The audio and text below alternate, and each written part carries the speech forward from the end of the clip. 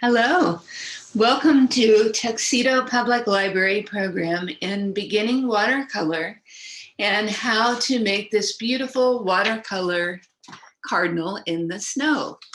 Now, we're going to be using some kits supplied by the library thanks to a generous grant from RCLS Outreach Grants. So I'm going to transfer your view to my workspace and go over some of the materials. Now, in your kit will be step-by-step instructions to make this painting. The materials will be a sheet that looks like this, which is a template, and this will save you from having to draw it, and also a sheet of watercolor paper. This is an ancient technique called transferring that we're going to use to transfer this image onto this piece of paper. In addition, you'll have some small pointed brush, a bit of a sponge, and a set of pan watercolors. It doesn't matter if your materials look exactly like mine, just anything that's close. We'll also have a very small container of white acrylic paint and a toothbrush for making snow. Now, we're going to take this template, flip it over, and use the back side of the paper. In your kit, there is a tiny piece of charcoal or pastel, and this is going to be used on the back side of the piece of paper that has the template. Now, I'm just covering the image. When I flip it over, you can see the cardinal is on one side, the pastel is on the other. I'm putting the pastel side towards the watercolor paper. Then I'm using the back end of a brush. Try not to use a pencil or anything that will make a mark on your template. I'm going to use this to trace every line from the template onto the paper.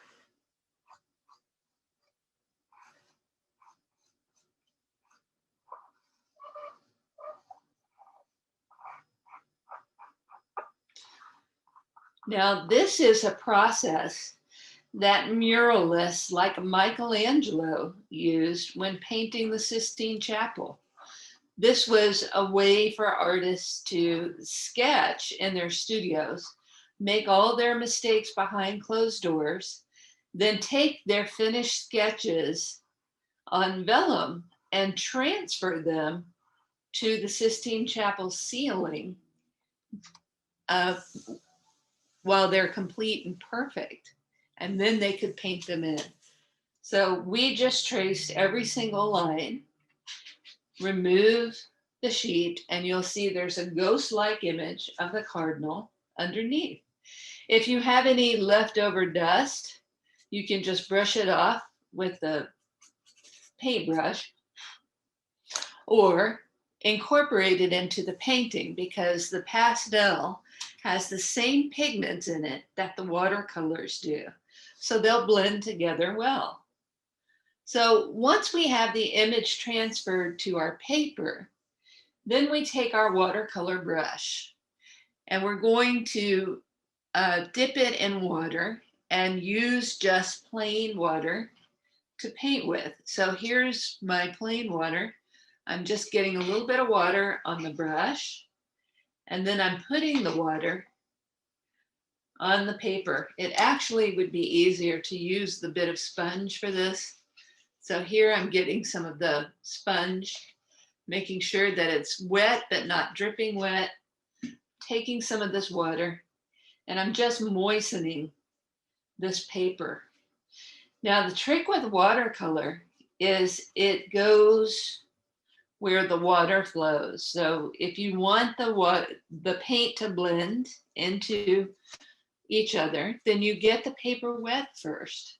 So by wetting it, we're going to allow the paint to mix a little bit on the edges. So I wet the top half. Next, I'm going to put a little water on the purple, the blue, a dark green, and a brown. And I'm just waking these colors up. Then I'm going to start off with the green. Once you put a little water on it, you'll have to rub your brush on the paint cake to get any paint on your brush. This loads up your brush with the pigment. So now you have pigment and you're ready to paint. So I'm going to take this pigment and I'm going to go around the cardinal, trying to leave the edge of the cardinal dry. So I didn't put any water on that edge.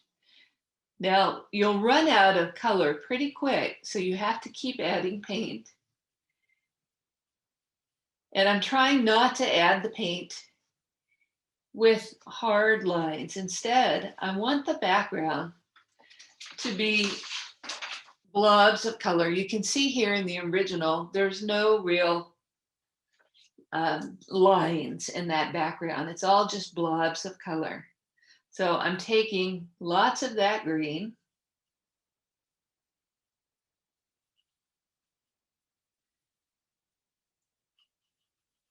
Oops, I think I grabbed the wrong green.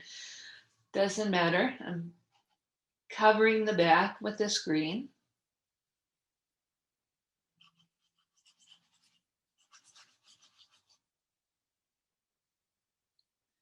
And I'm covering everything that isn't part of the snow or the bird.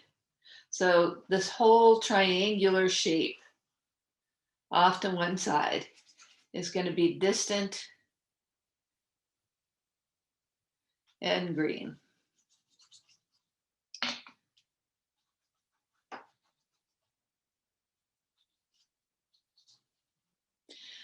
Now I also want to add some other color to it, like browns.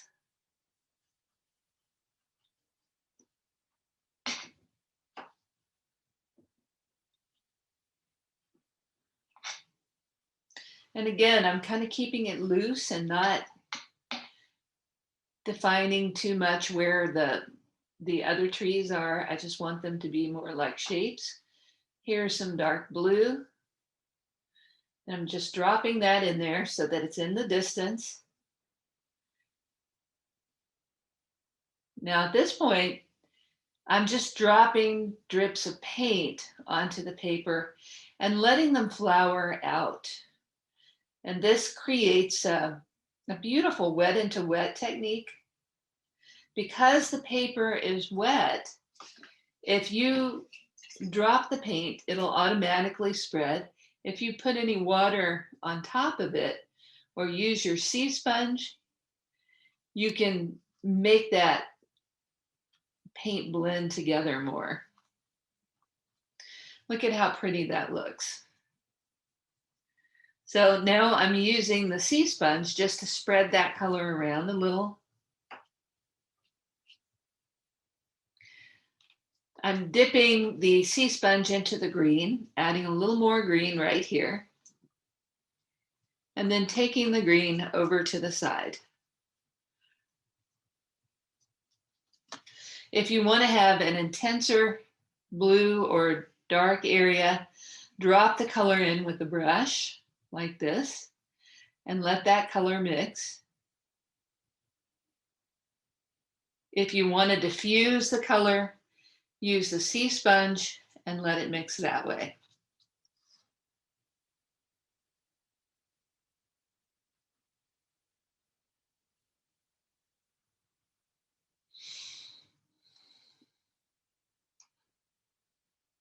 Okay.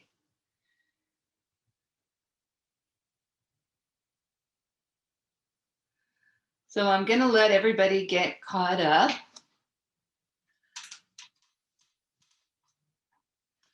So take your time. Remember, if I'm going too quickly at any point, you can just pause the video and get caught up. So once you have a good amount of paint on the top part, then we're going to start putting a little more paint on the branch itself. Now, there's some areas where there's a brown branch peeking out. So I'm taking a little bit of water, a little bit of brown paint, and making a thin line for the branch. Now these branches are going to be in little holes of the snow. So it's not crucial if yours are in exactly the same spot or if they look exactly the same as mine. You can put the holes in the snow pretty much anywhere you wish. I'm going to make one right under the tail here so that the cardinal's feet are hidden in the snow. Okay, now I'm going to give the brush a little rinse. I'm not worried about getting too much water on it. When you rinse your brush, you always want to put the brush in the water, give it a swirl, then tap it on the side. You never want to jab the brush down because when you do, that splays out these bristles and it'll lose its point. You always want to keep the point because the point is what we use to paint with. So now that our point is nice and ready to go, I'm going to dip it in the green paint and I'm getting the paint just on the point of the brush here. And I'm going to sketch with it and make little green spikes coming off of this branch. I'm using more pigment than I am water. So this is sketching with a brush and I'm giving some shape to those branches. I'm also giving the illusion that there's some snow covering these branches. With watercolor, you have to leave white paper for white. You can't really paint white. So you have to leave white paper.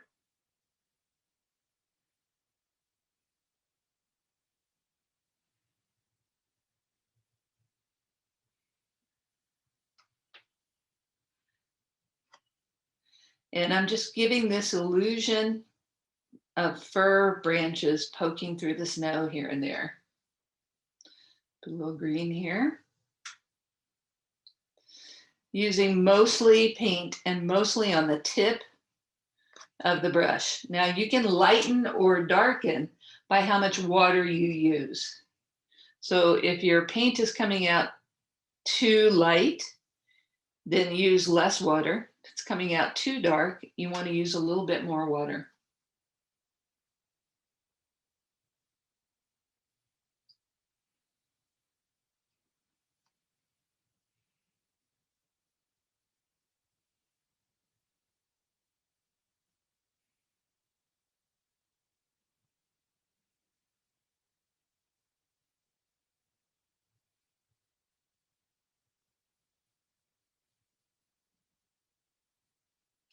So we're really drawing with the brush, just sketching the shapes of these little fir branches, these needles from the pine sticking up through the snow.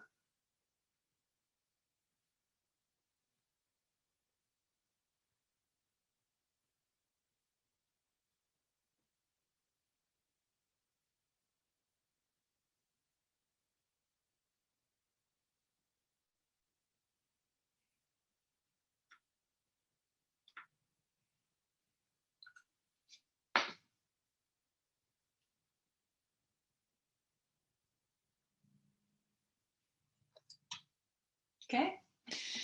Then when you have your branches in place, give your brush a rinse, tap the brush on the side. That gets rid of the excess water.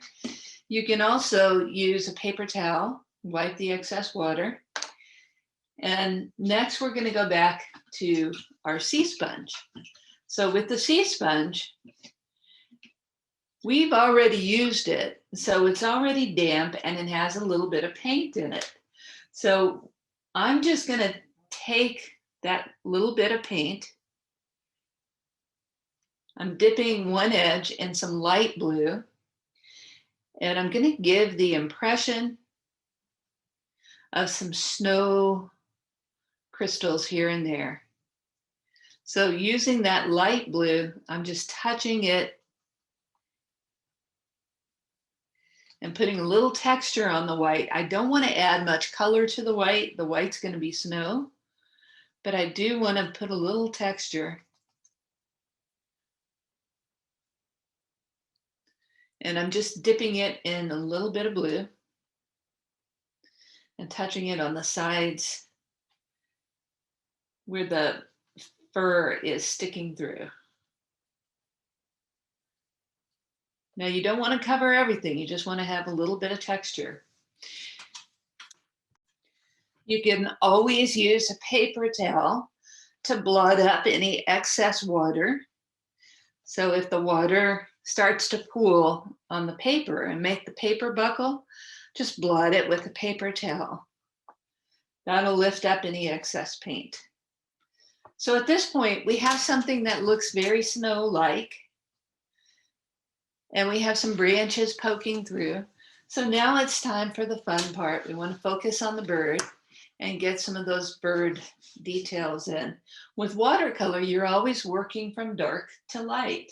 So we have to leave a little bit of snow on the back of the bird. So you'll see on our painting, our color key here, there's some snow and there's red.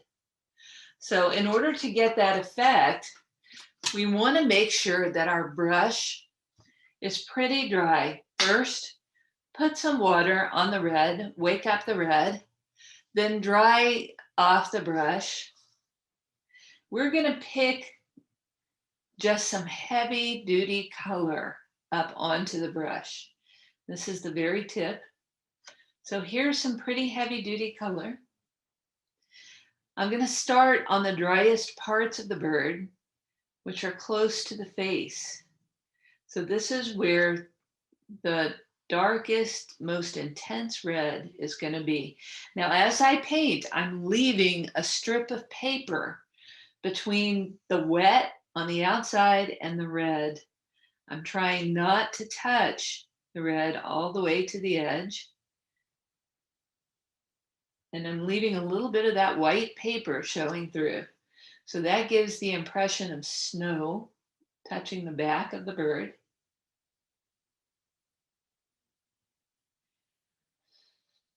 And then as I come down to the feathers, I'm going to keep that intense red more towards the center and just follow the lines that I sketched.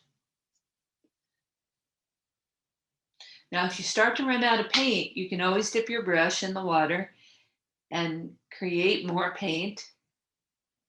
And just keep that paint towards the center part of the bird, which should be the reddish.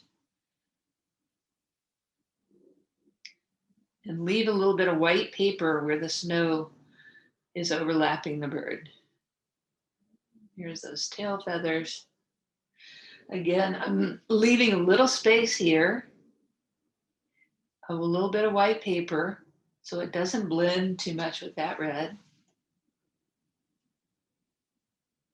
And I want to give the bird a little bit of puffiness so it looks like its feathers are all puffed out against the cold.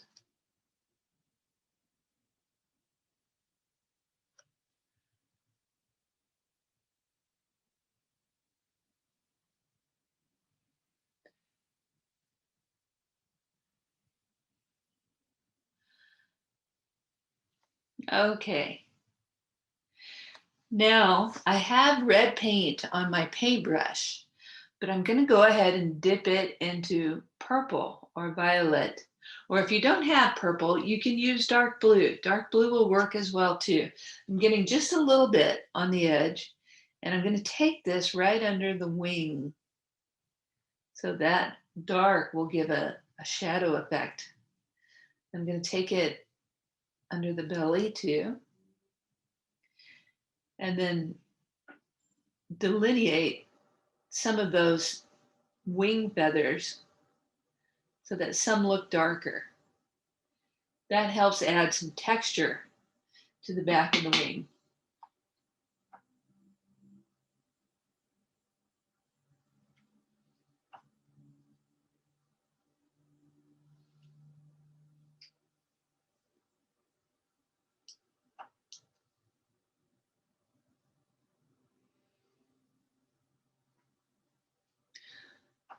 Okay. Next, I'm going to wipe the paint off the brush. I'm not worried about getting it wet. I'm taking the very tip of the brush and getting a little bit of orange. And this is for the beak. I'm painting it in 2 triangular shapes. And I'm not going to cover the whole thing. I'm just being pretty careful. Leave a little bit of snow on the top of the beak. So it looks like he got some snow on his beak. Then I'm going to take some of that leftover paint and bring it somewhere else in the painting. This is dried now, so I can add a little more texture to some of these branches. And having some of that orange will really help bring that color throughout the whole painting. And again, I'm using the brush to sketch. So the very tip, this is a dry brush technique because I dried the brush off before I used it. And you're sketching like this. It's not like holding a pencil where you would be writing like this. Sketching, you're holding the brush lighter and you can move it more gently and easily. When you're finished with the beak, give your brush a rinse, get the excess paint off, tap, use the water on the black or the darkest color you have, then wipe any excess paint onto a paper towel. This time, you really want to have only the tip of the brush touching the paint. We're getting a very, very small amount of paint. Then we're going to take the very tip and make that an eyeball. Now we're going to be careful and paint around the eyeball. You can touch it here and there, but you want to try to leave a line so that it looks like that eyeball has some shape to it. If you paint right up to it with the mask and cover it, then the eyeball will melt into the wet paint. So leaving a little white paper creates a dam and lets the eyeball have some shape.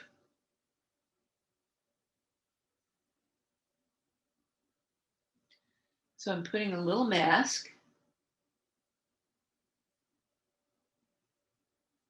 And then taking that out towards the side, sort of like an Egyptian fade. There we go. And then I'm going to take that little bit of black, put some right under the bird.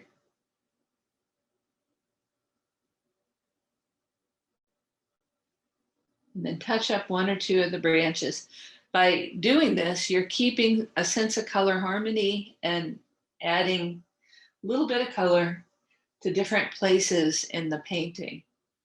When you're finished, you want to rinse your brush again. You never let paint sit on the brush. That'll ruin your brush. Once it's rinsed, tap it on the side, wipe any excess paint out, and set your brush down for now. You need to let this sit for a second while we prepare for the next step. So let your painting sit for about 3 minutes so the paint adheres to the paper. Okay, For the last step, we're going to need the little bit of acrylic paint and the toothbrush. Now this is a splatter painting effect. And with this effect, we're going to create the illusion of snow that you see here in the original. Now to get that illusion, you dip the toothbrush into the acrylic paint. You get a little bit on the toothbrush, holding the paint up. You flick with your thumb so that the bristles spring down. No? Get them a little wetter.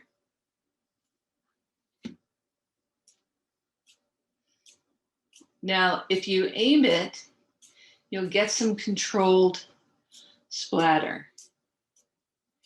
And this will help create that illusion of snow.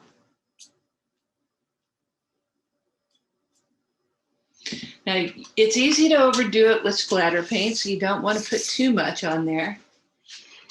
One last touch is using the very tip of the brush, dip it in white paint,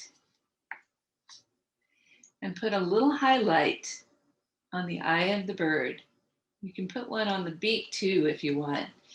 Any bits of snow or areas that didn't get a good covering, you can add a dot here and there. And that will give you some very precise little dots of snow. So the more little dots of snow you add, the snowier it gets.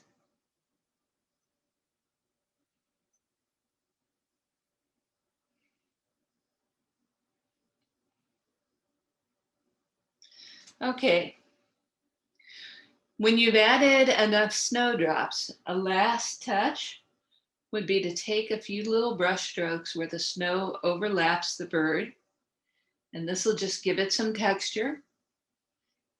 And then we're going to do the same thing for the back. So a little bit of the white snow accumulating on top of the bird's back. Now the paint may start to pick up some of the watercolor. That's fine. We'll put a little bit on the tail.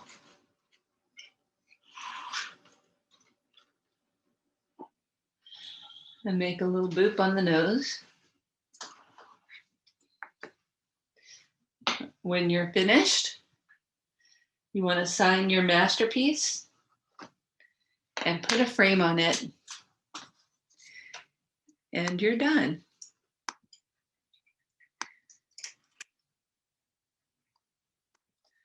So, one of the takeaways from a class like this is how to use your paintbrush. Every paintbrush has a unique shape. The point of the paintbrush is where all of the action is. So you really want to keep your brush pointed. You want to use just the tip of it and use it like you're sketching, very loosely, not much pressure. With watercolor, the paint will seep towards the wet areas.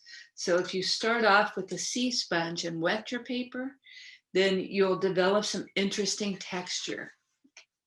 And hopefully you'll have something that you're proud of and can frame or use as a holiday greeting card. Thank you very much for joining me, and thank you to Tuxedo Public Library and RCLS for making this program possible. Season's greetings.